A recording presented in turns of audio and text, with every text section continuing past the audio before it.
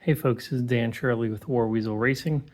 I've been getting some questions from some coworkers and things about cars and stuff, just trying to keep conversations going lately, so I figured I would go ahead and kind of make some videos periodically and just share basics of how an engine works. So today I'm looking at my new 3.0 liter Subaru engine. This is an H6, so there's 3 cylinders on this side, 3 on the other side, all the way over there. Brought to you by Blue Moon. And I figured I would use this engine to talk about camshafts real quick to explain sort of the airflow and exhaust process of the engine.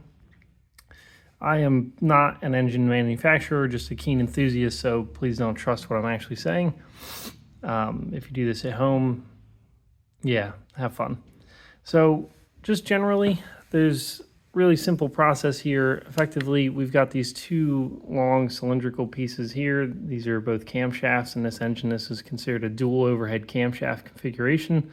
So there's 2 of them. My old engine has a single overhead cam, so there's just 1 cam that does both the intake and the exhaust. In this case though, this engine has 2 cams, probably just generally gives it a bit less, actually, to be honest with you, I'm not entirely sure. Probably makes it a little bit easier on a camshaft. It probably distributes the load more evenly. If it needs to do the exhaust at the same time, there's just going to be more vibration and things, I'd imagine. Starting with the intake, though, so this is the intake camshaft. This is spun by the cam chain, which is in the front of the engine over here. As the engine's rotating, though, this shaft is going to spin, and these lobes that we see on the camshaft are going to be what actually opens the valves to let air into the engine. So this engine's a little bit weird. These outer lobes right here, this is the normal lobe that the engine's going to use. There's 2 of them, as you can see. And then there's a smaller center lobe in the middle here.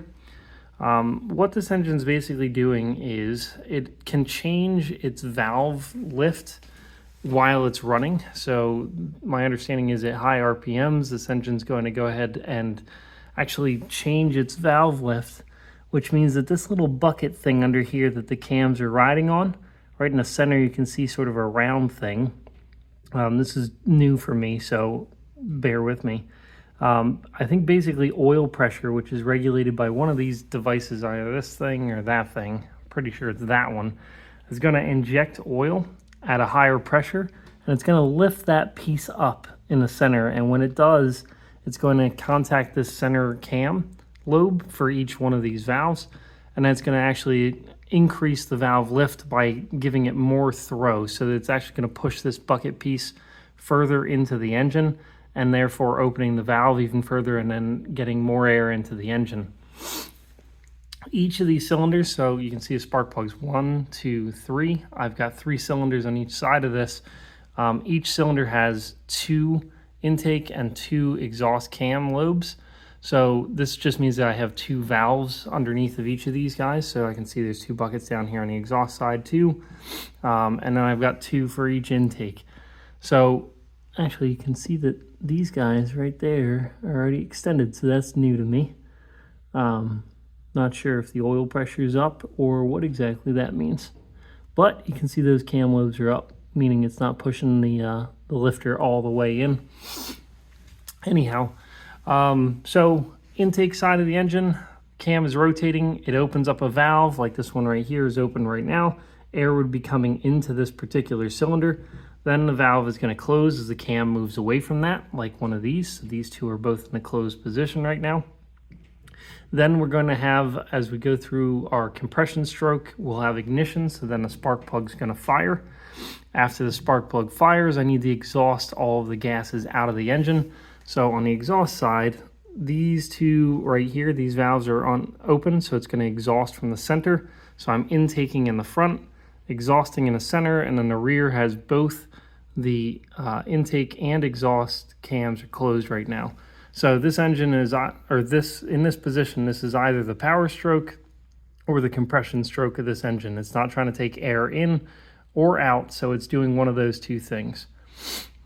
Ultimately, at the end of this, when this goes and opens up this valve right here, the air is going to come out of the exhaust ports on the bottom of the engine and then go out of the back of the car. If there was a turbocharger, it would go from this point to the turbo and then out of the vehicle, but this is not a turbo engine. just a bigger or a smaller 6-cylinder H pattern configuration. Yeah, so that's more or less it. There's also a number of other sensors and things that are associated with this. They're meant to detect like the cam position and various other things that are going on here, but it's a bit more complicated and not really worth getting into. So for the most part, if you have an internal combustion engine, this is probably how it works. You might only have 4 cylinders, so there's only 2 cams. In Subarus, though, there's going to be 4 like this configuration, and the other side has the same thing. It's a bit more complicated, but honestly gets a pretty good amount of torque out of these engines, which is why they're so good for racing. So yeah, that's basically it. So hopefully this taught somebody something, and hopefully I was not too drunk to actually explain it properly. All right. Again, Dan Shirley, War Weasel Racing. Hope you enjoyed.